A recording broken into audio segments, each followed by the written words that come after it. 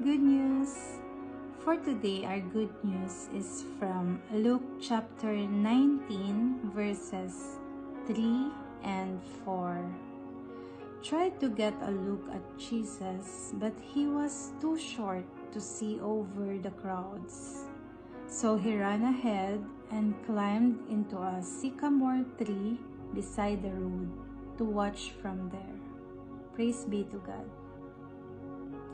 Sycamore trees can live for hundreds of years. Here's how strategic God is.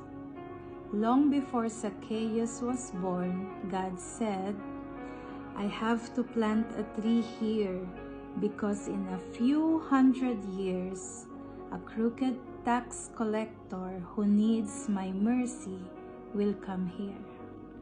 This tree is going to be necessary for him to meet my son who will bring him into his purpose. That tree did not happen overnight. Generations back, God was thinking about Zacchaeus. It was from that vantage point that salvation came to Zacchaeus that very day.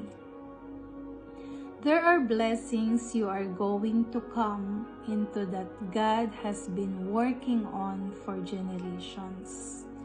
You don't have to worry about the right doors opening, the right people showing up, or how you will overcome that heartache. God has already planted your tree. God has already lined up what you need for your purpose and been working on what looks impossible to you. You are going to come into something that could not make happen. It's the hand of God moving you into your purpose.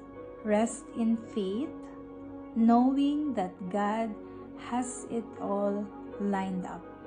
Let's pray.